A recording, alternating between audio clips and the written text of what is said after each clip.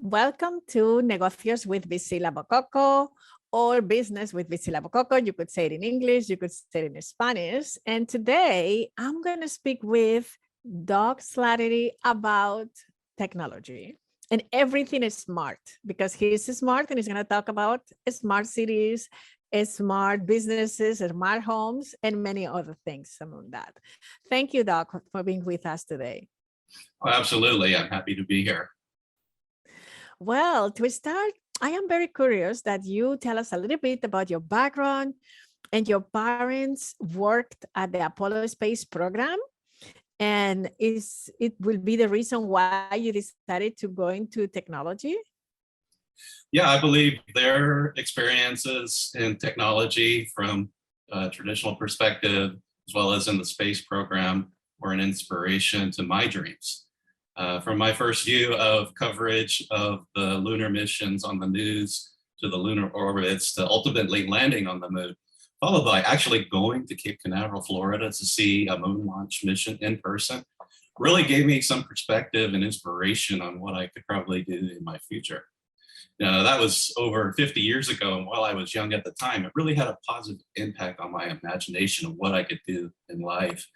And I've always had a fascination with electronics, as my father, he was an electrical engineer. He helped me with some electronic projects, a kit that I got for Christmas as a kid one year. And that also opened the door to my fascination with computers. And once computers became available more and more to consumers, and this is way back in the late 70s, if you can go back that far, some of your viewers might be that old. I purchased my first one when I was 14 with some money I had been saving working part-time at a grocery store. And my father encouraged me to spend a little bit of the money that I was saving on something I might be interested in. And computers was what it was. Back then, computers, they weren't very powerful compared to today's computers. Mm-hmm. There weren't any video games. So I had to learn how to create my own video games. Nobody taught me how to program or what kind of games to write. And I was able to teach myself programming since I seemed to be naturally wired for technology. And I have no doubt that my father saw the talents that I had before I even knew that I had them. Wow. And you've been working in aerospace, fintech, companies before you became an entrepreneur, but how this transition happened? Well, I believe my wife, Anna, I give her a lot of credit to this. She's a professional in the hair industry, specializing in color. And she was personally trained by Vidal Sassoon when she was getting started early on in her career. And she asked me to help automate her salon with technology to monitor it, as there were many different stylists that were working there, coming and going at different times of the day and into the evening. And as a business owner, she felt compelled to keep going back and forth to the salon, or asking me to go back and forth to the salon to make sure that the doors were locked, the lights were turned off, and the building was secure. And I couldn't find an existing solution that would accomplish all that she needed. So I started to design and develop it myself. And that's how Cybertech was born. Wow. As time went on, we started using the technology that I developed in our home as well. And it was when we went on vacation one summer, I realized how valuable being able to view and monitor Anna's salon and our home at the same time from thousands of miles away was. And it also gave us both peace of mind. Now, I also realized that many other home and business owners would probably benefit and see the value of the technology that I had developed as well. So after I had developed the first prototype, I left the workforce, and this was about 3 years ago, to pursue working on the cyber technology platform full time. Wow. I fulfilled the hours from my working life into learning how to be an entrepreneur, a business leader, getting the business knowledge, strategy, fundraising, the things that I weren't as knowledgeable about at the time, was my expertise is in technology. So business was another world for me to pick up. I can imagine. Wow. And what kind of services right now are you giving, like a cyber tech? What is doing for companies? How you contribute for the safety? And I'm sure that you open new avenues since you started and you developed this system. Right. So at Cybertech, what we have developed is a next generation technology platform for modern and intelligent video surveillance, as well as controlling Internet of Things, smart devices, ecosystems that are installed in homes, businesses, and government buildings. So we don't make the cameras, the smart lights, the smart locks, thermostats, and other smart sensors. Rather, we make a device, a platform that makes that ecosystem of smart devices start doing smart things together. If you can imagine this scenario as a homeowner, you might have a video doorbell with a camera in it hooked up to our platform, facial recognition, say you're coming home at evening after work, you might have stopped to pick up groceries or dinner, have the facial recognition detect that it's you, the homeowner, at the same time, be able to unlock your smart lock, turn your porch light on, set the thermostat to a comfortable setting. You don't have to fuss with your keys. You might drop them in the dark. All you have to do is open the door and go right in. So this is the kind of technology that we have been working on to make homes and communities safer, more efficient, secure, as well as making life simpler and bringing peace of mind to our customers in a way that we did for Anna and myself. And to be successful and where we fit among the competition, because there's a lot of smart devices and manufacturers out there. The technology needs to be simple to use. It needs to be secure. Data needs to be private, cloud-free. There's no need for cloud in smart home and smart business types of technology. Self-monitoring, so you don't have prying eyes of monitoring services that you also would have to pay for. And also being able to access it when people are away remotely.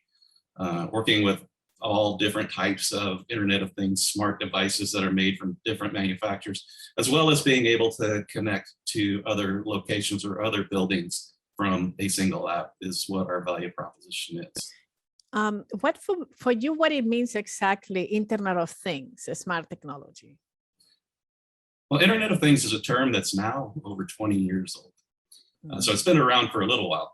And in simple terms, Internet of Things smart devices are everyday electronic gadgets that can be interconnected over the internet, whether it be a smart light compared to a traditional light, wearables technology, security cameras, even smart devices for pets, tracking devices and feed monitors and things like that, and many other types of gadgets.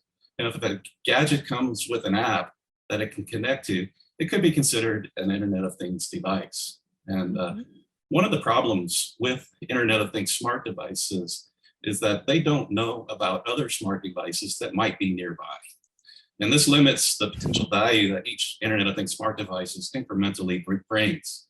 Now you enter the cyber technology platform into the mix of an Internet of Things smart device ecosystem, and you can really start to see the full potential of a Internet of Things ecosystem that we can bring to life. Smart devices working together in smart ways that make sense is also known as interoperability. And how do you bridge the gap between smart cities, smart homes, and smart businesses? Well, the example that I mentioned earlier about being able to connect our home and a salon at the same time is only a small part of what the cyber technology platform is capable. There are literally billions of Internet of Things smart devices in use around the world today, and that number is growing rapidly. That many devices are congesting the internet, taxing cloud platforms that are managing cloud-dependent smart devices. Smart devices are also targeted by hackers and bad actors that intend to harm us. Now, at the core of the cyber technology platform is a specialized high-powered computer with advanced electronics capable of supercomputing level performance. And this computer decentralizes or offloads computing tasks from the cloud to where the data is generated by your smart devices. As a result, internet congestion also comes down. And this design is what is known as edge computing. Some of your viewers may be familiar with this term. By isolating Internet of Things smart devices from the internet, as well as adding several layers of security to access through those devices from our platform, we have created like a barrier or a firewall to keep hackers and bad actors out of your smart spaces. And as government agencies deploy our technology to offer better services to the public in jurisdictions where they serve, digital services related to public transportation, public safety, utilities, and more will benefit communities in a way that they haven't seen before. Beautiful, beautiful. And what will be the challenges that you really encounter with this transition to corporate, to be an entrepreneur in tech? What did you would say that it was the biggest challenges? I knew it was going to be a lot of work, but I didn't know it was going to be this much work. And I think a lot of other companies are realizing this as well. but that doesn't Absolutely. surprise me, you know. It's been exciting, and with my passion for technology, I have not been bored, which is the good thing. So, and Yeah. Go ahead. I was going to say, Internet of Technologies is continuously evolving, new innovations, new products, industry standards are evolving, as well as adoption by the public kind of guide the direction of where the technology is headed. Moving away from the cloud towards edge computing, as I mentioned, is being adopted more and more. Advances in artificial intelligence and machine learning. But what will really be revolutionary that I'm looking forward to see is what they call cognitive computing is one thing. What is that? Well, the difference between artificial intelligence and cognitive computing is AI is, it has been around for decades now. And it's a collection of complicated computer algorithms that give the impression of intelligence or artificial intelligence. And then where cognitive computing comes in, that's kind of the next leap, is where the computer actually starts to make decisions like a human does and figure out and solve problems in that way. So they don't really need, like a computer program is like a recipe of how to make a cake or how to make your favorite dish. And that's all it does. It doesn't kind of branch out and get creative.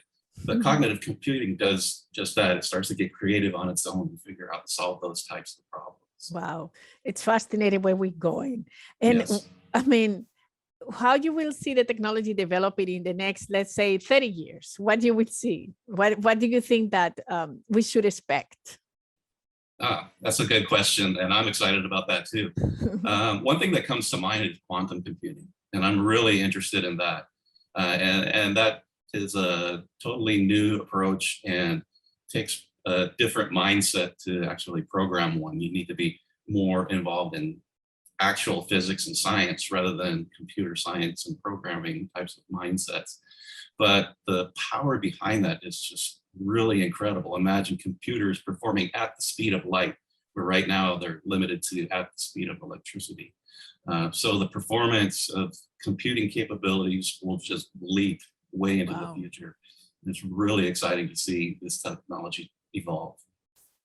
Well, thank you, Doc. I think that we all want to see this coming, and it's surprising for all of us. I hope it's always great surprises. And we wish you the best with your company. And thank you so much for spending the time with us and just enlighten us more about technology and what the technology could do for us. Yes, absolutely. You know, people can check out our website to see how we're progressing. And I'll also be in touch with you as well. If there's any opportunities on our progress, we can speak again. For sure it will be. So thank you so much, Doc. Have a beautiful day. You're welcome, and thank you as well.